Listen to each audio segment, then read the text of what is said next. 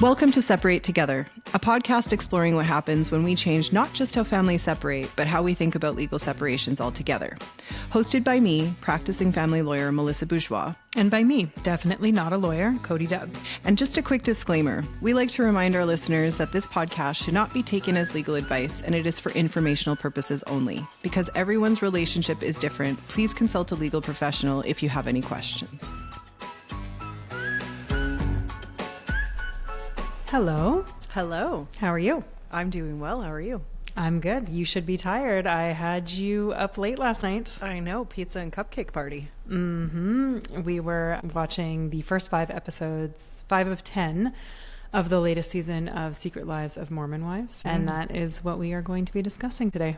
I know. Fun times. I am an extremely online person, but I'm not actually a reality TV head, which people find very confusing about me. I like my brand of trash, not all trash. Not that, no one's generalizing reality TV with a trash brush, but you get where I'm coming from. Mm-hmm. This is a little bit uncharted territory for me, and then certainly uncharted territory for you, since I dragged you kicking and screaming into the secret lives of these Mormon wives. But there is so much crossover that I see on the show with what we do here that I thought it would be fun to kind of get into a little bit. And I think I got enough of your personal opinions last night, though you're welcome to share them, but I'd love to get some of your professional opinions. I know the TikTokers are going to do their job and they're going to unpack episode to episode, but I thought we could at least take the first 5, call it there, because there's only so much we could take in one evening, and then we can do a second part and be totally surprised at the outcome of the season. But at least the first 5 episodes, there's kind of the pretty obvious angle of weighing in on what's going on with Dakota and Taylor. I will assume for our listeners, not too much background is needed, but if there is, basically they got together, they had an ectopic pregnancy that did not term, obviously, and then a second pregnancy that did, and so they share a child, Ever, who's got to be around 2 years old now. What I want to talk to you about, or at least get your opinions on, is co-parenting while you're still deciding whether or not this relationship is going to go or not go. I think from season to season, we're in it, we're out of it, we're in it, we're out of it. And despite our clients being very amicable, that actually does happen here sometimes. Not necessarily the back and forth, but everyone's journey, as you have said before,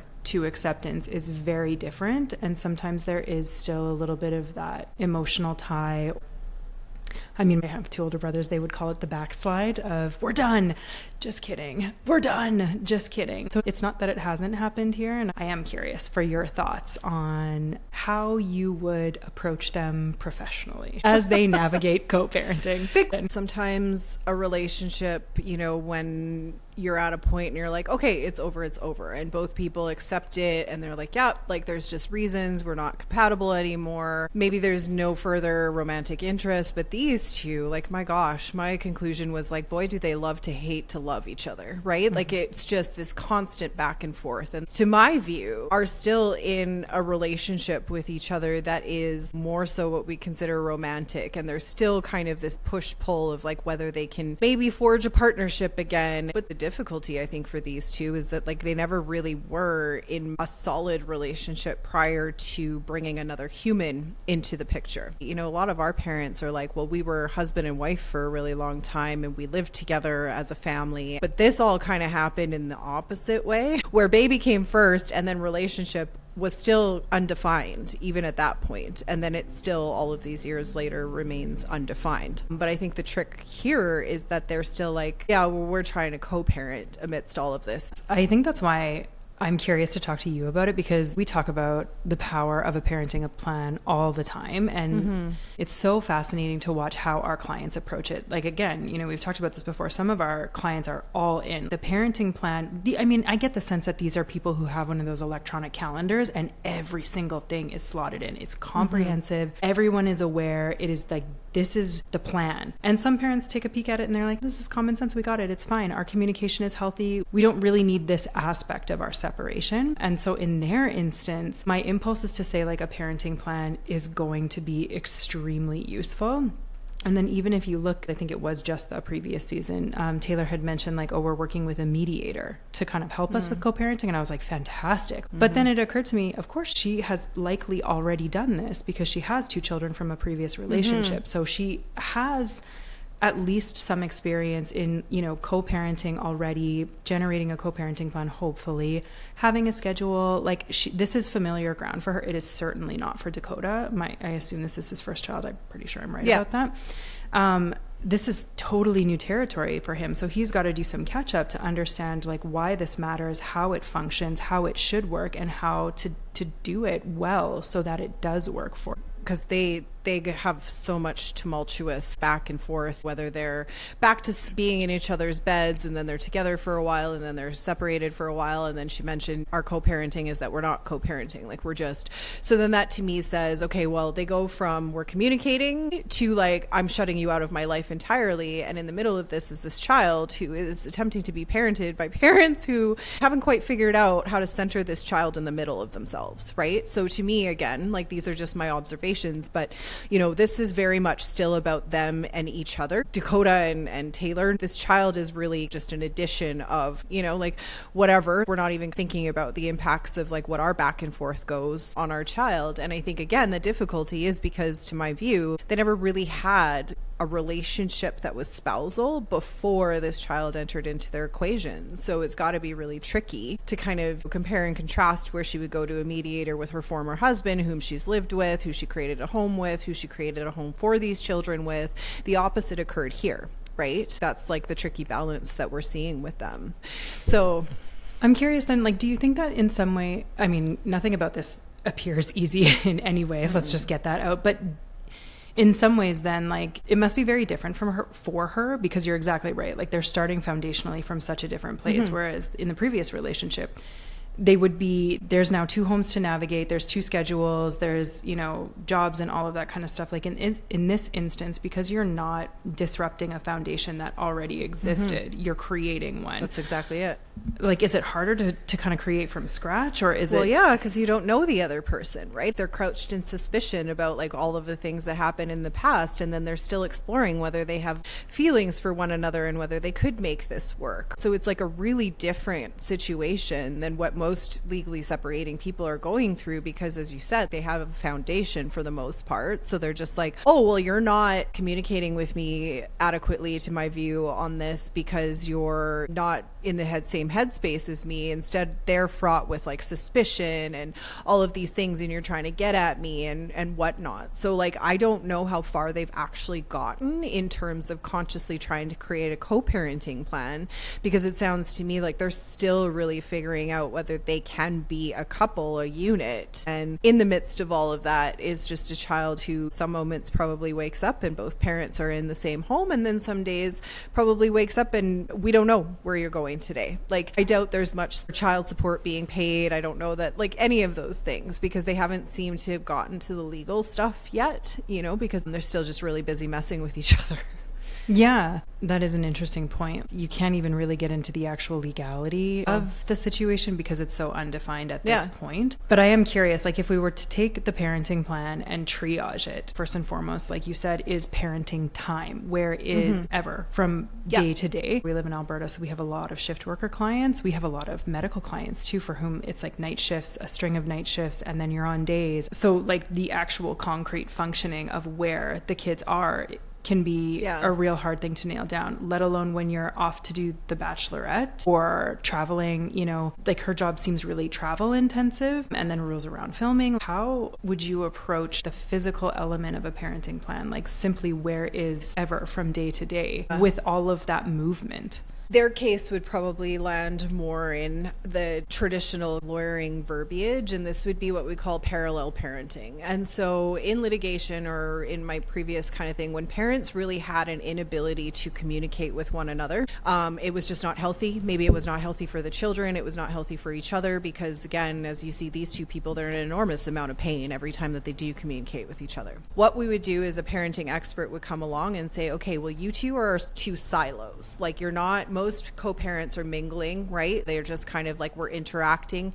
Maybe it's not the greatest. Maybe they're using our family wizard or other pieces, but they're still able to communicate with one another without triggering kind of this like obscene response in the others. But in the absence of that, then they'll create these parallel parenting things where you get to decide everything exclusively for the child when the child is in your home, and we won't talk to each other about what we're doing. Now, is that the greatest way to go about it? No, because still ultimately, I assume for them as well, they still have legal decision making that they're going to be making for this child. And so, you know, eventually they're going to have to decide where this kid goes to school, where this kid kind of, you know, what their religion's going to be, all of these things. But in the absence of that, then the judge will say, okay, you guys can't actually do this. So Taylor, you're going to decide where it goes to school, and you're going to decide, you know, where it goes to church. And like, that's really not the ideal outcome, because one is then just directing their own decision making, and the other one gets the right to decide on other things without really communicating with each other because they're incapable of it. So I think if this keeps going back and forth, like that's likely where it would become, if they can't ever learn to communicate as co-parents,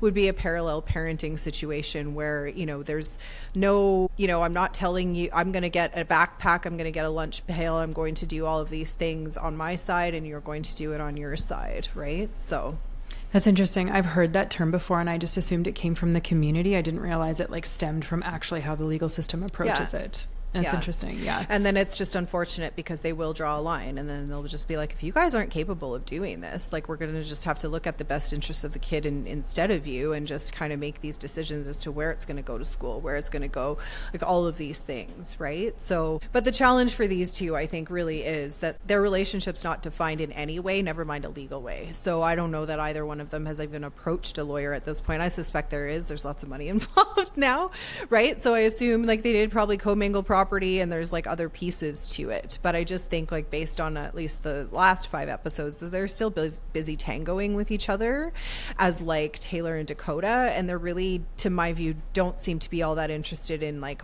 where's the mom and dad in all of this, right? Like, how do we come out as mom and dad? And again, my opinions. Yeah, of course, which is what we're after.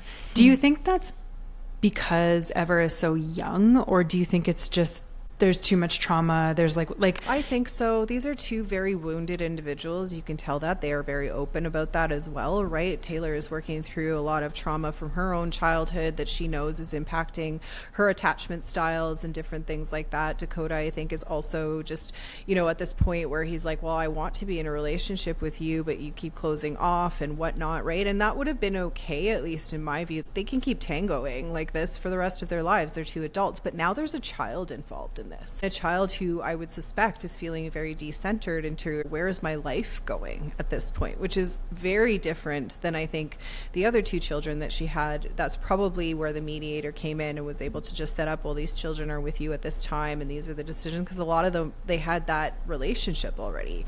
But right now their relationship's not defined. The law is not going to help them define it, right? Until they make a call, until they're finally done with each other, and then they can be like, okay, well, we can move on to becoming co-parents now. But right now, at least from what I see, they still want to be romantically involved with each other. So they're not even at a parenting plan yet. Yeah, like, is that what you think is happening? Clearly, she is imminently about to go on to The Bachelorette. Yeah. He would say, we are not in a relationship. So from my perspective, you are not in a relationship. Like, there needs to be... I mean, there doesn't need to be anything because certainly not everybody pursues it, but eventually there will be child support. And if she is gone for 6 weeks or whatever filming The Bachelorette, and I have Ever full time, and now I need to support him, and now I need some support to do so, like, how is that conversation happening? If you are back and forth and back and forth and back and forth, does the law just say, okay, it's not time for us yet? Like, we don't... Well, one of them has to engage the law, right? Like, it's just either that it is like to the point where they're like, we need someone to define it and draw some lines, and we can't do that. The tensions seem to be back and forth, that really hasn't been a decision just yet, right? I do think you're right that the focus right now is on individual therapy or possibly couples therapy or counseling, which is something that our clients will pursue. We will have clients who will start the process and then be like, you know what, we're going to take 8 months to work with a family counselor to get the kids acclimated before we actually kind of deal with and address the legal side side of this. And maybe that's kind of where they are for the moment. Yeah, like I don't think too much advanced on building a co-parenting plan. Like I think just this back and forth all the time has just meant that, like, you know, for a while, then, you know, she said, like, we have no communication. So it probably becomes very much like Ever's with me this week, he's with you next week, and that's it. And we're not talking to each other because we're trying to just rule the other one out of the equation. It's too painful for me to talk to you, so I just won't, right? And then they kind of reconcile again, and then probably it's okay. And then you're just like, okay, well, we're parenting this way, right? Like, we're just gonna do it. So I think the challenge here is that it's just the legal process is not available to them because they don't know whether they're ending their relationship from a legal perspective yet, from an emotional perspective yet, or not, right? Yeah. Yeah, I mean, it does make me wonder then, like, knowing, because to my knowledge, she is divorced. Yeah, so then I'm curious about how that happens with the other two children. We have had instances in our parenting plan where there were caveats about introducing a new partner, about having a new partner in the house around the other kids too. Like, it's an interesting thing because she does presumably have this experience. She has gone through this before, ended a relationship. She is co-parenting. And again, I'm guessing at this point, obviously we all are, but like, it seems really successfully. We don't see the other two kids, which I think is a very smart decision. It seems like they're making it work really well. Yeah. You don't hear much about that relationship going sour, which is but a in testament. That situation, I think one or the other or both called it, right? Called an end to it. But in this one, neither one of them's doing that, at least not yet, right? Like, I mean, they keep saying it and then they keep coming back, and then you find them in bed together again, and then it's all, you know, are we over? Are we a thing? Are we not? Right? And that's where I mean, like, it's, you know, from a me perspective, it's just like there's a child involved in this. So it's just like, sure, you two can tango all you want, but like, now you're trying to parent a child, and my heart goes out to them because they never had a foundation to begin with, right? They didn't have a foundation based on trust. They didn't share a home when they got pregnant. All of these things, right? The other ones were married to their husbands and already living with them and all of that kind of stuff. I assume that's her previous marriage. But in this case, these were two people who were essential strangers to one another, very enraptured with one another, very much passionately in love in that really kind of explosive way, right? Where you love each other one day and you hate each other the other. But then now trying to build a foundation as co-parents when you still haven't even defined whether you're done with that yet, I think is like probably where they are at. Like, I don't think there's much of a plan there forever at this point from a legal perspective. You can spend all that money and then all of a sudden what, you call your lawyer and you're like, oh, well, never mind, just kidding, he moved back in, and then until I kick him out 2 months later. It's just, it's not done yet. Neither one of them is finished yet with whatever this is, and they're just as confused as the rest of us are as to what this is and where is it going. And all of her friends, right, are like, again? But at this point, I'm bringing him back in and maybe he's going to be a partner, and that's that tension of like, and then you're going to go on The Bachelorette and you're going to try to find your ever after, but you still want this guy to be your ever after. Interesting choice of words, right? Yeah. No, I mean, I think you're exactly right. And I guess then, you know, to your point, it's the work of the therapist to kind of help that navigate, help them navigate. Yeah, like there's no law here. Like, the law can't help these two people right now.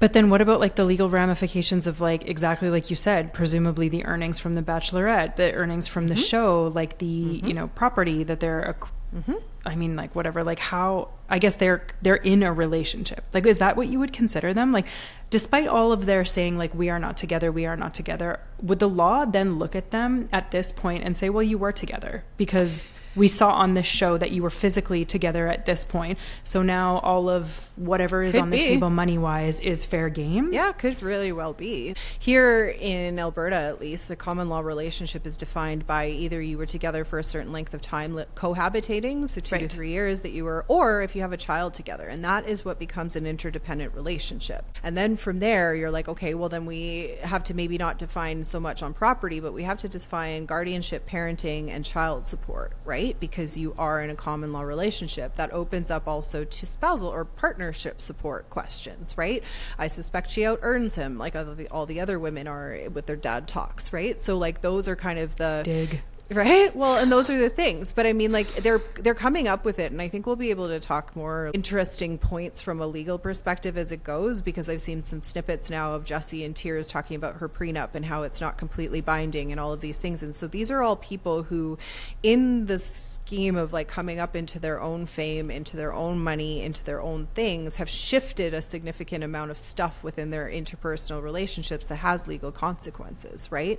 At least here, if you're married and you make all of these gains, your spouse is entitled to half of those gains, whether they were the ones on TV shedding all of their life and all of this, or whether they were just by your side. Michaela's coupling there as well, right? Would have looked a lot different 2 or 3 years ago, a separation. But now, is she going to be the one paying child support? Is she going to be the one that's paying spousal support? Is she going to be the one that's going to be moving out of the house, or like all of these things, right? So, but this one's particularly hard, I think, because these two have no definite, like, we can't say like they were married or engaged, or like he moved into her house, who knows how long that went, right? But they did have a baby together. And I think like that's the piece that to me is like, these two adults need to figure themselves out, because it's not just about them, right? And like that's where I tend to get a little bit more frustrated, where I'm just like, that is, you need to think about more than just your own selves. The impacts of all of this being undefined for them is obviously going to have an impact on their child in a different way, right? And I think like that's the tension right now, that I'm like,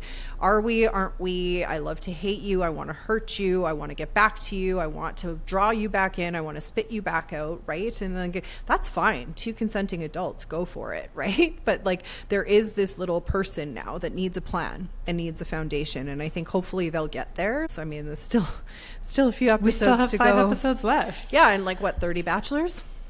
So 5 episodes, right? 30 bachelors, and you know, they're young people. What interests me the most too about their situation in particular, especially if you kind of counter it with some of the other experiences of the other castmates, however you want to refer to people, however you want to refer to them, it's interesting because like Taylor has done this. She was in the midst of doing it whenever was conceived. And you know, you had kind of a very interesting point to me as we were watching. I can't remember if it was the last episode, but like she was pretty vehement about how she tracks her cycle and she does not plan on being a pregnant bachelorette. And it's interesting to kind of counter back to like, well, then if you tracked your cycle, you wanted this baby. And as someone who has 3 babies are wanted. Like that's absolutely fair. But presumably you were in the midst of figuring out co-parenting with your previous partner, with your 2 children.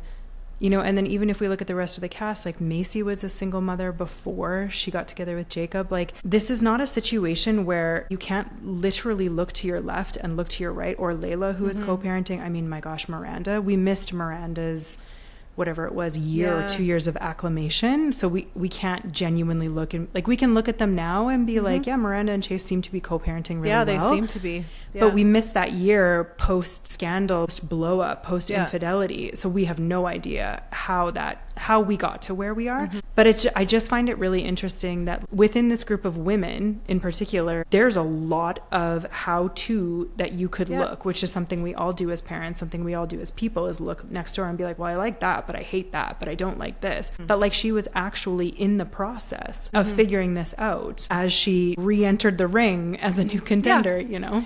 And that, I think, was like in season 1 why her mom was so concerned, right? Like after the pregnancy, she was like, you know, I see a lot of red flags, and are we sure? And then she gets pregnant again after she got arrested, and then he wants to marry her and she doesn't want to marry him, as though that draws a line anywhere. Like, it's co-parenting, right? And that's what I mean. My own observations, and there's plenty of information that hasn't been on this TV show, and I recognize that, but there just seems to be a lack of understanding. Like, your parents, you're not just boyfriend, girlfriend, on, off. Like, you are a mom and a dad here, and so you're going to need to kind of learn to create some space so that you can become parents at this point, right? And again, we don't see that, and the child's probably not involved for reasons and other things, but at least for me, until one of them officially draws the line, there's going to be no law that's going to help formulate this parenting plan for them. And in the midst, there's a ping pong here of where this child's actually going to be living and, you know, existing within all of it. Yeah. So. If we take a step back, it's a really fascinating point that you raise, because there's so many moving parts to it. Like, I think one of the really interesting parts of this show, and one of the reasons why I finally succumbed to reality TV, is that like there is such a focus on parenting. These people are parents. They're parenting young children, multiple young children. As someone who recently made it out of the trenches, like, whoa, especially, you know, Whitney and Connor, like how many times have they moved states with 3 young children? It's so interesting to see these women in their various phases of pregnant and then postpartum and then trying to conceive, infertility. This is a culture that is family oriented, and yet where is the like shared interest of the child in this? The reason is because divorce is not supposed to happen. Co-parenting is not supposed to happen. So are we doing the thing where we're like, well, this is not what we taught or what we want, so we're not dealing with it? Or is it like this is obviously a show about families and children. Children are present. I mean, like the joy of the season is seeing those 3 chunko babies, bellies out, appearing in all of these shots. It's wonderful. But then I'm like, you do get it. You are wonderful, involved parents. But I mean, like there was that scene with Chase and Miranda, and they were hanging out with their kids in a park, and that's the success, right? But like, I think we might have just started this off backwards, because these two are just not successful at this point in time at developing, whether they're in a relationship with each other or whether that relationship is over. And I don't know, it's to be determined for them. It's their own journey. But at this point in time, I don't think they were able to, like the other couples at this point, it'll be interesting to see how Michaela's works that out, because they do have a foundation and they have homes for these kids, and like they've been together for so many years, so they do have a communication mechanism that is about the children and not just about each other. But these two have just been tangled in this, like, really, again, like it just looks so horrifically painful for both of them. Everybody watching is, I think, feeling that as well. Like it's just this painful tug of war back and forth, and you know, that yet at this point is totally fine, but trying to build a parenting relationship in the middle of that has got to be even more complex for them, right? Because you can't just call up your co-parent to be like, hey, like I'm taking so-and-so to the dentist, without that conversation being like, oh yeah, and like who are you going to the dentist with? Again, it's about me and you, right? Like it's not about this child. So I think like that's kind of the tough part, at least how I see it, where it's probably such a different experience for her because her former spouse, it was over and then they redefined it. In this, they're continuing to try to define what it is, even without, you know. Well, I mean, if we're talking to Chase, then it's not over. Miranda's still on the table. If we're talking to Miranda, it's over. Hey, except not legally, which I find very interesting too, because now they've both blown up. And I'm like, you guys. I know. You're not legally divorced. Like, how are you... I know. And I think like that's what we should be talking about, is the legal lives of Mormon wives. I mean, we all hope that, not that we all hope, the catapult to like, you know, fame for them, we're hoping is going to work out for all of these people, but it changes everything about their existence, right? It's like they probably have way more money than they ever imagined they would. I mean, Whitney's out there everywhere on billboards, like all of these, like, so their relationships have shifted and morphed over time. And so of course their interpersonal relationships, their spousal relationships are going to be impacted by that, because dad talk didn't really kind of understand that they were going to be dad talk, right? Like there were these men and these were going to be our submissive wives, and like all of that has changed. But I think at the end of the day, now the impacts are so much more. Like I'll be curious to see Jessie, like when she was talking about her prenup, like, you know, and it not quite being covered off by everything, and she was crying about like, I risk losing millions. But maybe you didn't even think that that was important when you got married, because you had $10 in your pockets, right? Despite being married previously, though, like this is the thing that kills me, is this is not. Yeah, but I mean, stakes were probably much lower when you had like one car and one bank account and, you know, maybe an investment savings account. But like now you have empires. These women have built empires for themselves, right? Mm-hmm. And then you have the role reversal of like your stay-at-home dad situation. And so, you know, your incomes come into factors. So like there's all of these things that I think are, you know, they're going to be challenging for all of these couples, but at least those couples were couples. These two are like, who knows what they are, right? Like they're just two tortured beings who continue to just inflict harm on one another in an effort to just get themselves whole. And I hope they both get there with age and therapy and time. Do you think they'll get together?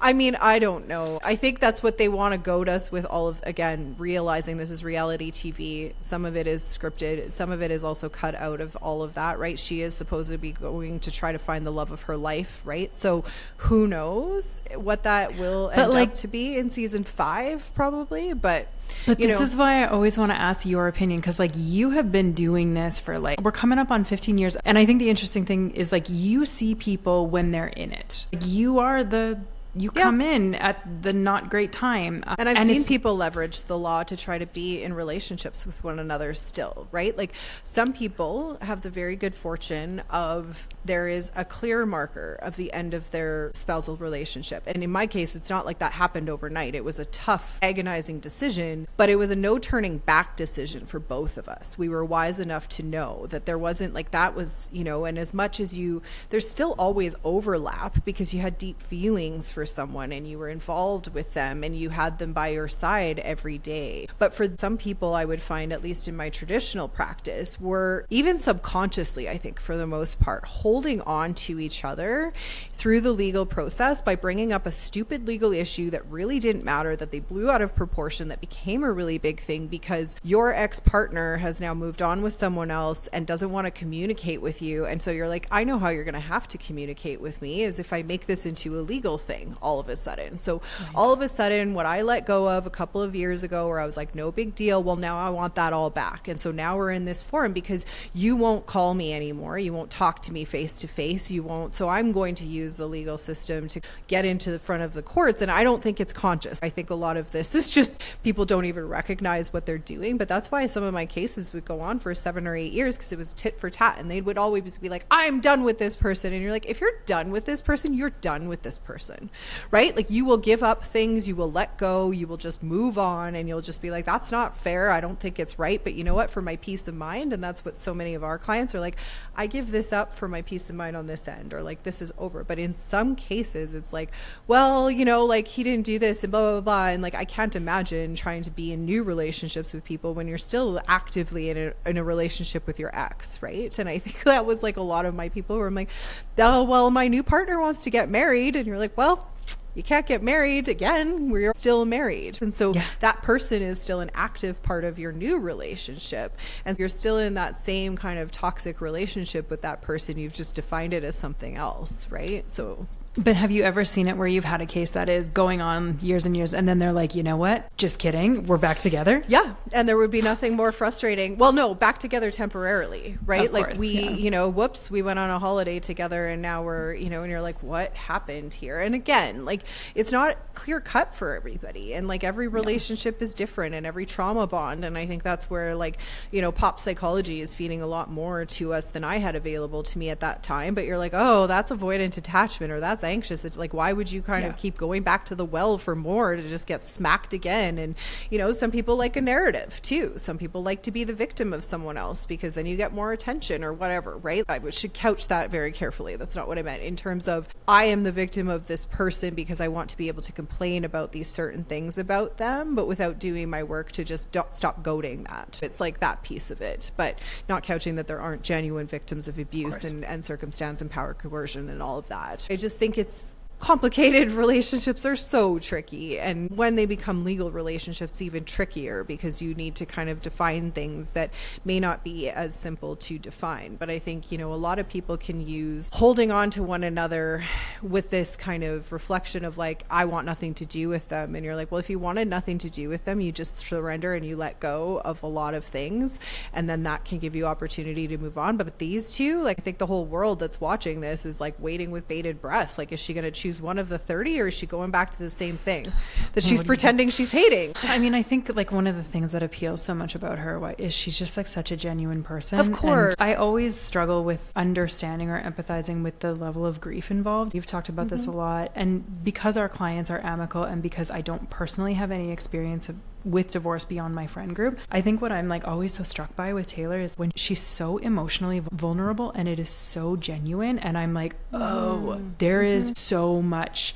Because, you know, I have kind of a flippant attitude towards therapy where I'm like, okay, you're doing the work, you're great, let's go, done, check, like check it off, it should be done. And it's like, why would I think that? No. When this woman is filleting herself open, like someone like me can actually understand the depths of that grief, of that like confusion, and especially, you know, when she connects it back to her dad, like Like it really does a good job of explaining to someone like me why therapy is not an overnight thing, why this work continues, why it is so important, and how deep that wound actually goes. And so you're exactly right. Like it's simply not time for the legal process, despite the increasingly higher and higher stakes. That therapy work needs to come first. And the lifeline in that therapy work is this new person you made, is that person, because, you know, there's no denying she is a wonderful mother. She is a devoted mother. If she can move the barriers to just focusing on that out of the way, she's already there. She's already a phenomenal mom. Generationally, we're trying not to repeat patterns of like our own harm or our own, you know, like any of those things. And to your point, like relationships are really mirrors. They help us to grow. They are how we see ourselves. That's how we learn to see ourselves, is in relationship to others. And it's particularly poignant when it is one of those Hollywood or Disney kind of romantic love, like you're gonna fit me. And I think like what's happening more and more is people are coming to terms with the fact that like you can meet your knight in shining armor, you could meet everybody, but if you are not, and she speaks to this her own self, like if you don't love yourself, there's not enough love. And that's his frustration. He's like, I want to love you, like you just keep throwing me away, but like I want to, but she's like, I can't accept that. And that's the work that she's doing. And you know, it's an onion. And I think lots of people are really afraid of therapy because it's like, how many layers am I going to have to shed until I get to the heart of myself, right? And some of us, it takes us years to kind of unpack certain things. And in her case, that really had an impact when my primary parent did not want to have anything to do with me. And I've now grown up thinking that men don't really value me. And so I seek that out as like that only form of, you know, or I'm desperate for it, so I choose different things, right? But I think in her case, that's okay to kind of be doing that work. And it's very, very important because I think she wants to not transfer that to her own 3 children over time. But at this point in time, this tension between that is like even more complicated because she has to try to co-parent with this person that she's still not quite sure she's detached from, right? And I think that's very different probably than her former husband. I think there was probably a detachment, one or the other or both. It was a lot cleaner. Do you think it was cleaner? I don't know. Well, it seemed like, because at least, you know, because I'm newer to all of this, so I watched like the first episodes not that long ago, and like it was that first conversation with her mom in the backyard where her mom's like, you just got divorced, right? And it seemed like that was pretty quick. Like it didn't seem like it was, I mean, this is agonizing. Now we're at season 4 and it's still been going on. This situationship is what they're in. Like I think there's no legal term for situationship, but that's what they are, right? But this other one seemed to be very much like her children were already with the dad for a while, and like they seem to already have sorted out, probably through mediation, like this is where the kids are going to be and this is how we'll communicate, because a few of them talked about communicating on that app, like Our Family Wizard and things like that. So maybe they're not like besties like a lot of our clients are, where they have a beer with each other when they exchange the kids, but it's defined. Right. But in this one, because they're still not defined, like there's got to be no parenting plan that could be like, they, you know, at the end of the day, the best they could do is go to, one of them gets pissed off and finally is like, I'm going to do this in like a legal way, and then it's just like week on, week off, right, with no communication, which is so fraught because you're the guardians of this child. So you're going to be making these major life decisions, and you can't even make major life decisions on your own selves right now. That's kind of the tensions of all of it. I mean, fair enough. And it's so interesting too. I mean, I know we already touched on this, but like Miranda seems to be the one who speaks the most saliently about it, but we missed the period of how she got there. Of course. And it would have been very instructive, and unfortunately maybe we'll get that with Michaela and Jace, or Jesse and Jordan, like who knows, right? You know. Yeah.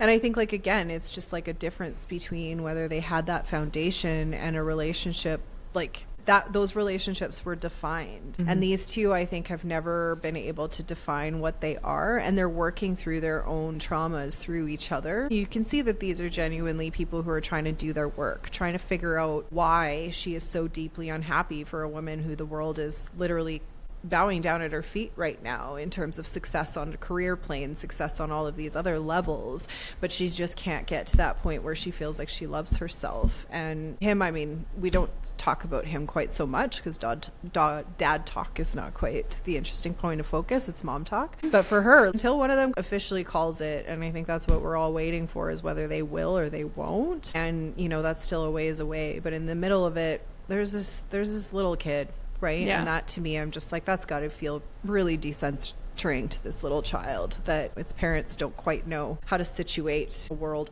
surrounding it, at least from my perspective. I don't see behind the scenes. Yeah, that's a fair point. Yeah, I mean, I think that is one of the most interesting things about Taylor is she's not in it for the fame. It comes to her naturally because she's so appealing. She's so emotionally vulnerable and raw. But then that's what it is. You know, all the other cast members seem to have thrown themselves into their various other pursuits and they get a little reprieve from the relationship drama. But for her, it's just relationship drama. Yeah. And that's hard. But then again, like it harkens back to exactly what we talked about. Like this is a family-centric society. You know, this is a culture that says like there is no other role for you beyond motherhood. And now we're watching a woman who has catapulted into stratospheric success. Every opportunity is at her door, but all of her social conditioning, all of her environment has told her there's only one job for you, and it's to be a wife and a mother. And I find that to be the most fascinating part of this show is you watch all of her other castmates, especially Whitney, pursuing fame, fortune, notoriety. Jesse, like the Page 6 awards, like they want recognition and she simply does not. She wants to be a wife and a mother, but she is the one that has the natural kind of it of it all. It's so interesting. And then there's so much to her onion. Is it the church? Is it her own parent? Like, you know, that's her stepdad. Like, is it her own family structure, her upbringing? Like, what is it happening here? And, you know, she is doing that work. And it's obviously really complex because she's also rebelling against a whole set of expectations. Like, he really, really, really wanted to put a ring on it. I mean, baby was already on the way and she was pushing back on that so strongly for whatever her reasons were. But she wasn't just like, okay, yeah, I'll just get married again. So there's a lot of like her own things. And then the hard part though is that because they're so push and pull and back and forth, like at a certain point she's like, yeah, we're just not communicating right now, like because there's no middle ground for them. Like they either are probably all in and they're calling and texting and whatever every day, or like her reactivity at this point, which is just her ability to deal with this, is like shutting him off, blocking him, whatever, which is totally fine, as I said, for two adults. But you got to parent this kid and you're going to need to make decisions, right? So that's kind of the thing with her, that it is like, you're right. Like I think fundamentally she is just a woman who's looking to be a wife and a mother and have, you know, but that's just not, the structures for her are not kind of safe for her to build that right now. So yeah, it's very complex and super interesting to watch, super sad in so many ways, because I said, like, everybody can feel the pain in these people, but at the end of the day, I think like they're going to continue working on it and we'll see how many roses she gives away and whether, what's his name? Chase? What's the dad's name? Dakota. Come on. Whether she comes home with a huge rose for Dakota, right? I think that's what everybody's kind of waiting for. But I think nobody really thinks that this is the healthiest interpersonal relationship for these people. And then, you know, can they then from there move on from that to develop a healthy co-parenting relationship? And we wish them the best for that. I'm looking forward to the next 5 episodes. Yeah. Okay.